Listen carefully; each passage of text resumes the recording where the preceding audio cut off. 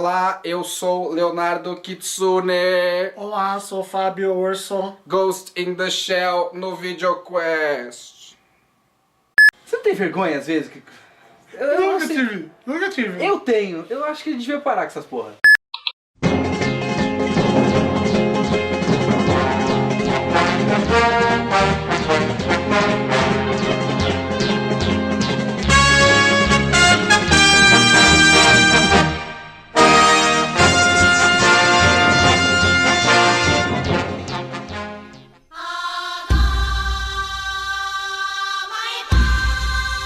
Muito bem, Ghost in the Shell finalmente no VideoQuest. Depois de quase 65 programas, vamos falar do clássico de Masamune Shirow, ou Shirou Masamune, que eu não sei nunca qual é o nome, o primeiro nome dele, qual é o sobrenome.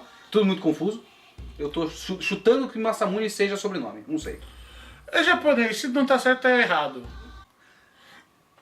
Olha, isso vale pra muita coisa na vida. Aprendeu essa lição, criança. Se não tá certo, possivelmente está errado. Puta que pariu, viu, velho? Vai se fuder, mano. Ghost in the Shell é um clássico do cyberpunk, um clássico da ficção científica, um clássico do mangá e também um clássico da animação por conta do filme que foi feito depois. O mangá foi publicado em 1989 por Masamune Shirow, né? E o filme é de 95, né? Exato, 95. Em 95. Aqui a gente vai falar do primeiro mangá, porque tem uma continuação. Tem duas, né? Tem duas continuações, tem o... A gente vai falar do 1, tem um 1.5 e tem o 2, né? Só que veio primeiro o 2 depois o 1.5, porque... Porque sim, né?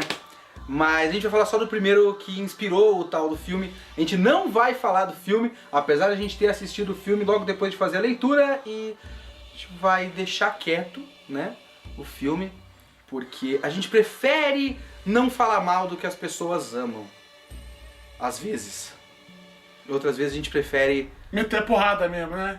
Oi, Cubo. Em Ghost in the Shell a gente tem a história da seção 9 do... A seção 9 do governo do Japão, né? Do sistema de defesa, né? Do Ministério da Defesa do governo japonês. A seção 9 é um grupo antiterrorismo e de resgate e tudo mais. E nessa história nós temos várias missões da seção 9, né? E nós temos a Major Motoko Kusanagi, que é uma personagem bastante interessante, é uma personagem... forte. Uma personagem forte, né? Que ela é uma... Os personagens são mostrados de uma maneira bastante humana, apesar dela ser quase 100% ciborgue. Nós temos várias missões e também nós temos, culminando tudo isso, em grandes... Batalhas filosóficas, né?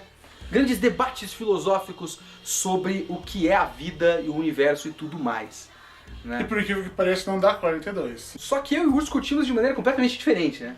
O que é muito comum, na verdade. Costuma acontecer bastante, apesar de não transparecer no VideoQuest, porque no VideoQuest a gente sempre faz uma pauta pra gente ficar, limitar um pouco mais, pra senão fica sempre vídeos de 2h30 de debate, e não dá, apesar que vocês gostariam, mas aí o canal afunda.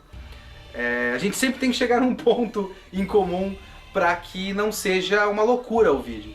Mas em geral a gente curte de maneiras muito diferentes. Por exemplo, nesse caso, eu tenho o meu gosto pra leitura passa muito mais por algo interpessoal. Eu gosto de histórias que falem sobre pessoas, sobre arcos, sobre personagens e tal. O Urso costuma ser um cara, até onde eu consigo entender do seu gosto, mais grandes ideias sendo debatidas. Sim, sim. Debatidas, eu prefiro quando são debatidas através de pessoas e ações. Sim, claro. Porque senão é mais fácil só ler um livro teórico, né? Exato. Então você não vai ler ficção. Pra que ler ficção pra isso? Mas eu gosto quando... A minha pé tá aparecendo? Não, não tá não. Tem uma tela, você tá ligado que tem uma tela que você pode checar isso, né? Porque eu sou meio cego. Eu gosto mais de quando o debate é feito através de pessoas. Porque isso torna a questão, vamos dizer, mais pessoal. Você entende? Essa é uma pessoa que acredita e essa ideia é dessa pessoa. Isso significa algo para alguém, né? Isso. Nesse caso, na história do Ghost in the Shell, tem mais ou menos os dois. Tem os dois níveis de leitura ali. As primeiras 250 páginas das 350 de Ghost in the Shell, as primeiras 250 são mais ou menos uma história de ação comum, né? E essa é a parte que eu gosto bastante porque tem muita interação dos personagens e tal. Apesar dos personagens não serem lá tão profundos, digamos assim, no sentido de que não tem um grande background, não tem uma história de vida, não tem um grande objetivo, Mas eles são personagens bastante humanos, o comportamento deles é humano, apesar de serem máquinas. Eu acho que no começo o que me fez continuar lendo, o que me fez realmente interessar foi os personagens. Porque a interação deles é legal, né? Exato, não era exatamente o mundo cyberpunk, porque pra mim isso era quarta-feira, né? Cyberpunk é qualquer coisa pra você que já leu um monte de coisa. Eu não sou muito acostumado com ficção científica nesse nível, a gente chega nesse assunto. Então, pra mim, o que realmente interessou, porque eles eram personagens muito bons, carismáticos, e eles carregaram até terminar essas 250 páginas. Eles são muito engraçados, essa é uma história legal porque o clima é um clima bastante descontraído na maior parte da história. Tem as partes sérias, óbvio, né? Os assuntos são muito sérios, mas os personagens estão sempre se sacaneando, sempre zoando um com o outro e tal, o que é completamente diferente do clima do filme. O clima do filme que é tudo soturno, sabe, essa coisa assim. Eu acho um saco, sinceramente. Eu acho que o filme é uma masturbação de 80 minutos. Né? O filme se acha genial e precisa passar isso pra você de uma maneira séria e cabeça. Acho uma bosta. Enfim, no mangá é bastante mais dinâmico nesse sentido. Já a segunda parte, o final, o clímax, os 3 últimos capítulos são bastante pesados e densos, de grandes debates metafísicos e tal. E essa parte eu reconheço a qualidade, mas eu não gostei tanto quanto o urso que tava praticamente batendo punheta e gozando e Não é só porque eu tenho uma risada maníaca enquanto eu leio um diálogo, quer dizer que eu tô me masturbando. A gente tava fazendo a pauta pra esse programa, ele tava querendo rever um diálogo e ele começou Vocês não viram isso e espero que vocês nunca vejam, sinceramente. Eu não posso negar a minha fascinação por tudo isso, porque, como vai chegar mais pra frente, é um diálogo que não parece inteligente, é um diálogo inteligente, que é uma coisa que é muito difícil de se fazer e de se ver. Exatamente. Então vamos agora falar um pouquinho mais específico sobre como essa história é contada.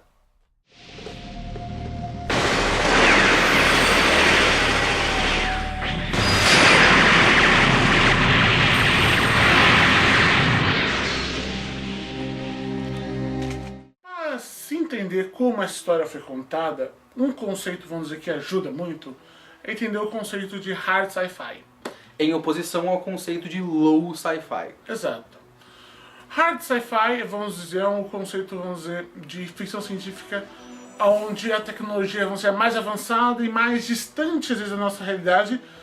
E por conta disso, ou para que isso seja possível, ela se torna mais relevante dentro do plot e mais discutida dentro do plot. Ao contrário do low sci-fi, que muitas vezes é como se fosse uma tecnologia que existe no horizonte.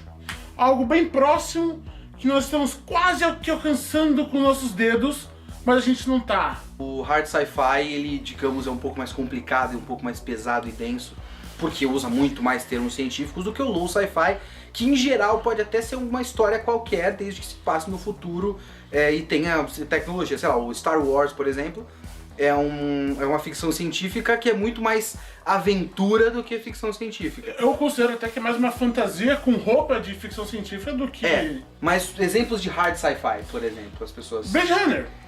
Blade Runner é um exemplo que a gente já falou aqui no VideoQuest. O grande debate de Blade Runner nasce da tecnologia, né? A tecnologia é o assunto. Então tá ali no assunto. Assim como 2001, que é um filme que eu não recomendo a ninguém, mas eu gosto. eu acho um saco 2001. Vocês me desculpem, mas eu não gosto. Eu gosto, mas eu não recomendo a ninguém.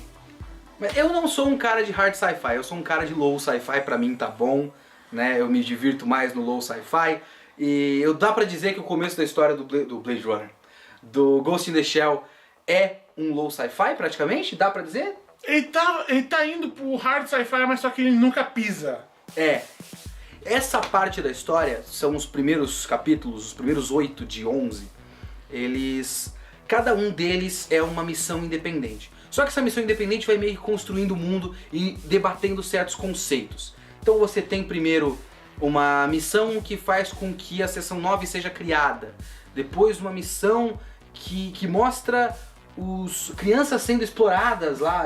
Tem o começo de debate de qual é o limite do humano e da máquina, porque as pessoas acham que a máquina está enlouquecendo, mas não, na verdade são são crianças que estão sendo transformadas em máquinas e por isso que estão enlouquecendo e tal. Tem debates, vamos dizer, de recursos, como a gente deve ajudar um país que é uma ditadura, porque ela está fornecendo um recurso importante ou não. Então, nessas questões, que são questões assim, até relevantes para um hard sci-fi, ele nunca vai ele não vai muito para dentro, mas ele está sempre lá soltando uns termos de virtual reality, virtual interpreter, termos assim que vai soltando, e se você não conhece nada mesmo, aquilo parece um bombardeio de termos. E essa primeira parte, então, dá até pra dizer de certa forma, de uma maneira meio leviana, que ela é irrelevante pro que a história tá sendo contada. Porque no final tem grandes debates que a gente vai chegar lá sobre o limite do indivíduo e o que é a vida e tudo mais, que nessa primeira parte não tá tão presente assim. A semente é plantada ali, como por exemplo naquele diálogo do caminhão que você gosta bastante. Eu acho que, não é que eu gosto assim, porque não é um dos meus diálogos favoritos, tem outros que eu gosto que eu gosto mais, mas eles são um que vai mostrar uma coisa muito mais importante no futuro, que é quando aparece o novato, que eu esqueci o nome. Togusa. O Togusa e a Makoto. Motoko. A Motoko. Que ela tá lá, né, falando, ela fala que o cara fica surpreso que a gente consegue atirar numa distância incrível com uma precisão incrível. Ela fala, todo mundo consegue, você só não consegue porque embora o seu corpo seja todo máquina, o seu cérebro não é.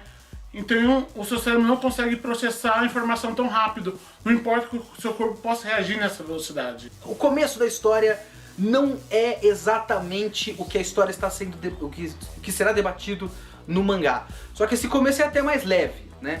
Se você meio que lê num nível de eu vou pegar o plot, mas eu não preciso prestar tanta atenção assim nesses conceitos mais bizarros, você vai passando e se diverte bastante. A arte é muito bonita. Eu acho que a arte é uma coisa impressionante porque ela encontrou a perfeita simonia entre a caricatura e o realismo. A perfeita simonia? Simonia. Mas sim, tem esse equilíbrio, como a gente disse, a história é bastante divertida também, então toda hora tem alguma brincadeira com a arte e tal, ao mesmo tempo que a arte é absurdamente detalhada, que é uma coisa muito foda, assim, porque o cara, inclusive o Masamune Shirow faz tudo sozinho, filho da puta. As histórias demoram uma eternidade pra ser feitas porque ele faz sozinho, não tem assistente. E a quantidade de detalhes que ele faz numa máquina é tipo... É foda, é muito bom, assim. Vale a pena ler só pela arte oitentista até o fim, que eu acho da hora. Muito... Os cabelos são o melhor.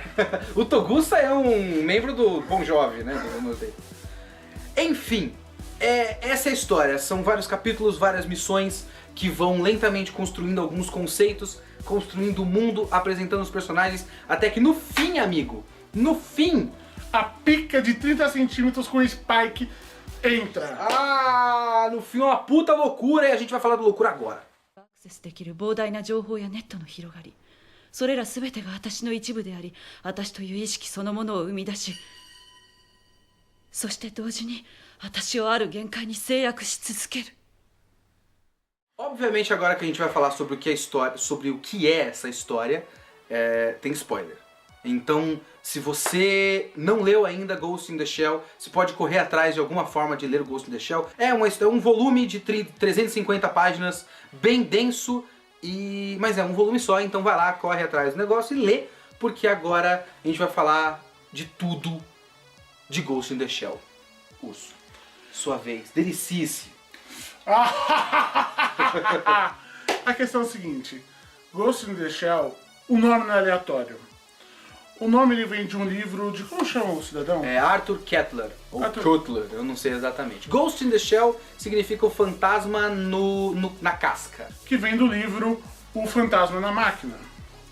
O livro O Fantasma na Máquina ele é muito interessante porque lá nos anos 60 ele foi uma crítica ao dualismo cartesiano. O que é isso, né, meu caro cidadão? Eu vou lhe responder. Existe... Telecurso 2000 do VideoQuest. O que é? Mas urso, o que é o dualismo cartesiano? É basicamente uma ideia, não é uma ideia muito complexa, é uma ideia que existe uma diferença entre eu e o objeto e eu e meu corpo. Então existe um corpo e a sua mente não é exatamente o seu corpo, ela tá mais ou menos... Existe uma certa separação, né? Isso é uma ideia básica da ciência porque ela diz que isso permite que você analise um objeto sem você ser influenciado por ele.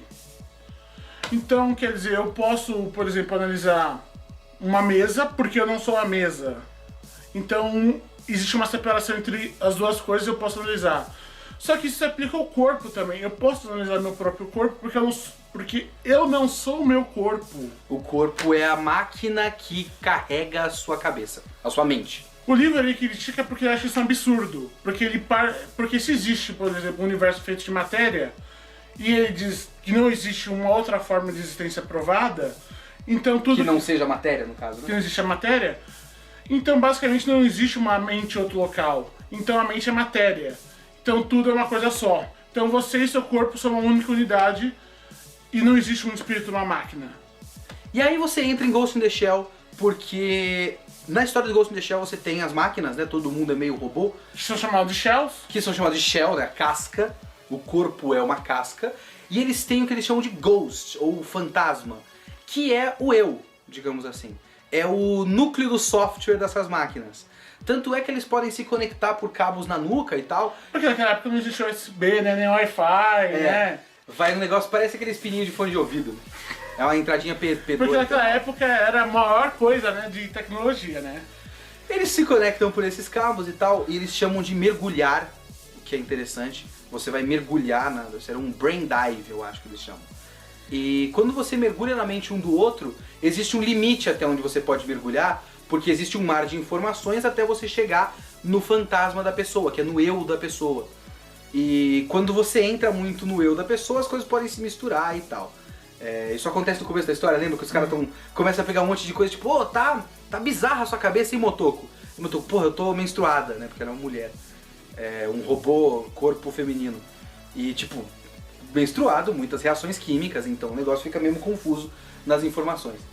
E isso dizem, eu não sou mulher, eu nunca menstruei, Olha, cara, a minha menarca não chegou. Enfim, a Motoko Kusanagi e todos os outros, mas centrado na figura da Motoko Kusanagi, ela é a representação dessa ideia do espírito na máquina, da dualidade cartesiana, porque de fato existe uma separação entre o que é hardware e o que é software dentro dela. Então, a personagem em si nunca chega a debater muito sobre isso, mas isso faz parte da noção de existência que ela conhece, né? É o que ela sabe na prática. Ela tem um corpo substituível e ela tem o Ghost, a mente, que é um software. Que é um software que pode ser transferido de um para o outro, e aquele software é o senso de identidade dela. Exato. Certo? Até que chega o Puppeteer, ou Puppet Master, ou o mestre de bonecos, né? O ventríloco, digamos assim. Ventríloco, não é Puppeteer? Não é exatamente ventríloco. Mas pode ser, eu acho que é uma tradução válida. O maluco das marionetes, né? Que é seria um hacker? Não, ele é um software, né? Mas ele é um hacker também. Ele é um software hacker criado, tem toda uma trama por trás da seção 6 que criou isso, e aí eles tiveram que recuperar, e acabou chegando na seção 9, fudeu tudo e tal. Mas isso não chega a ser tão importante, porque o Puppet Master, ele entra em contato com a Motoko, certo? E aí é que o negócio começa a ficar maluco. Porque ele criou autoconsciência e criou um ghost dentro dele. Ele era só um software e de repente ele virou um ghost. E como ele criou esse fantasma, ele se autoproclama uma forma de vida. Inclusive tem um negócio muito legal, tipo, eu sou uma forma de vida, então eu quero asilo político. Ele não quer ser preso, né? E aí que você começa a debater, peraí, o cara não era só um software, mas ele é um software com consciência. Ele é uma forma de vida ou não? Se ele não é uma forma de vida, a Motoko também não é, porque ela também é só um software no fim das contas. E aí? E aí que começa o negócio a enlouquecer, né? Exato. Porque quando ele chega, ele faz um questionamento simples. Ele questionou basicamente o senso de realidade da Motoko. Na questão mais íntima, que é: eu estou vivo, e se eu estou... Porque para você estar vivo, significa que eu estou vivo. Mas ele tem uma noção de vida diferente, né?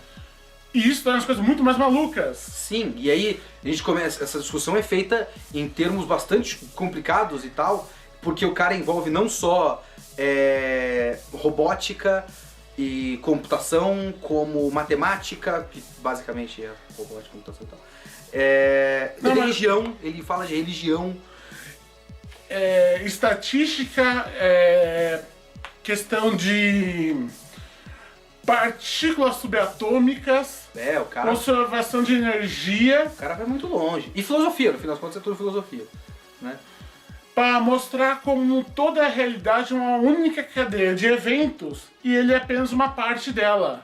Porque o que ele quer dizer é que, como já dito no livro do Arthur Koestler, é tudo uma grande rede de informação, né? É tudo informação. Ele compara isso com aquelas árvores da vida da religião, né? Árvore sefirótica, a árvore do conhecimento do cristianismo e tal, que toda a existência é um tronco com galhos e a vida vai sendo feita nesses galhos, né? E ele se considera isso, ele considera uma forma de vida que se formou nos galhos da rede de computadores, né? Nos galhos da rede de internet, digamos assim. Então, para ele não é diferente, vamos dizer, de um ser humano, porque para ele é basicamente a mesma coisa que um ser humano. Só que mais pra frente ele descobre que existe uma diferença primordial, né? Entre ele e um ser humano. Ele não é eterno, um ser humano é. Não que o ser humano individualmente é eterno, mas ele também não está considerando o indivíduo, né? Porque eu vou morrer, eu, Leonardo, vou morrer. Mas a espécie humana continua, e a espécie humana pode se eternizar, né? Ele não pode se eternizar, ele pode ser ele é um, né? Ele pode fazer cópias, mas não é o suficiente, né? Porque cópia significa que todos eles vão ser iguais, todos eles iguais e todos eles têm a mesma fraqueza. Se um descobre uma fraqueza para ele, destrói todos eles. Exatamente. Ele tinha que fazer alguma coisa que fosse no sentido de divisão celular, como foi o começo da vida, que eram seres unicelulares e começaram a se dividir em várias características diferentes e agora nós temos vida no planeta. Então, nesse sentido, ele quer se tornar algo mais próximo da vida, porque para ele ser... É uma coisa muito bizarra, mas para ele ser imortal, ele tem que se tornar mortal. E para isso ele decide que ele vai se fundir com a Motoko. Aí que começa a coisa a ficar um pouco complicada, porque a Motoko tinha entrado em contato com ele uma primeira vez, e aí ela muda bastante, porque ela é uma personagem bastante extrovertida e tal, e depois ela fica um pouco mais séria. E aí no segundo contato do Puppet Master com ela, ele tem todo esse papo de que não, eu não sou um ser completo, eu preciso ser completo, eu preciso me fundir a você, nós vamos ser um ser só. E ela aceita, né? O que eu acho que é o único erro narrativo da série, na verdade. Porque é muito fácil. O cara apresenta a teoria pra ela, tá bom. Ok. E ela meio que aceita, assim. Não sente... A gente não sente na leitura que aquilo é uma decisão que faça tanto sentido assim naquele momento, né? Mas tirando isso, enfim, ela aceita e aí ela ganha um novo nível de consciência, né? Exato. Porque ela passa a enxergar de fato, mais ou menos como Puppeteer, que o mundo é uma grande rede de informação e ela é apenas mais uma unidade. E ela resolve a questão, né, que a história toda meio que está debatendo o que é a vida. É meio que, vamos dizer, subliminarmente, mas na última página ele resolve a questão. A vida é uma forma muito eficiente de preservação de informação. Ou seja, vida é informação. O que não está acumulando e preservando e eternizando informação não é vivo. Uma pedra não é viva porque ela tem as próprias informações genéticas, as próprias informações químicas, digamos assim, mas ele não está perpetuando e acumulando informação. Uma forma de vida perpetua e acumula informação. E é por isso que ele é vivo, por exemplo. É isso que faz dele um ser vivo. E a Motoko, nesse momento que ela se funde e vira um outro ser, ela tem uma percepção diferente, tanto é que ela olha pra cidade e chama a cidade de rede. A rede é vasta, porque é simplesmente vários pontos de informação interagindo, né? Uma cidade é uma coisa viva, e é uma rede de informações com vários seres vivos ali. Muito bem, a gente acha que isso é uma história muito interessante, muito relevante, que você deve ler, certo? Se você chegou aqui pulando os spoilers, leia e depois assiste aquela parte que a gente falou dos spoilers, porque tem muita coisa interessante lá. E se você chegou aqui e tem aquela reação de puta, agora que eles falaram eu entendi, é exatamente a reação que eu tive. Porque eu fui lendo e eu fui meio que pegando algumas coisas ali, eu caralho, mas eu não tô conseguindo. Só depois de falar com o Urso, que pegou de primeira, é que eu consegui ligar todos os pontos. Porque eu entendi cerca de 50% do que estava sendo dito e eu precisei da Ursopédia pra esclarecer. Leia o mangá, ignore o filme e assista VideoQuest. Palavras finais, Urso? Eu queria agradecer a todas as formas de informação aqui assistindo, né? Olha só, o VideoQuest é um acúmulo e uma expansão de informações. O VideoQuest é uma forma de vida independente, certo? Exato, eu concordo plenamente com você. Na verdade, o VideoQuest já é maior do que a gente, né? O VideoQuest... Quem é Leonardo, quem é Fábio? Agora só existe a entidade bizarra Kitsune e a grande entidade Urso Pensador que a internet ama e que está agora se expandindo. O urso já é uma forma de vida independente do Fábio. Isso me assusta às vezes, sinceramente. Às vezes eu fico deitado assim, em posição fetal na minha cama, pensando nisso. Não, eu quero voltar ao seu Fábio. Nunca mais. Nunca. Nevermore, amigo. Já era. Você já deixou de ser Fábio. Eu já aceitei o Puppet Master. Você só é Fábio que você tá cagando sozinho, cara. Até que alguém coloque uma câmera no seu banheiro. O que eu espero que ninguém nunca faça. Pelo amor de Deus. Eu vou ficar feliz toda vez que eu for no banheiro. Ok. Boa noite. Por que boa noite? Por que eu dei boa noite? Você podia dar bom dia. Tanto... Tchau.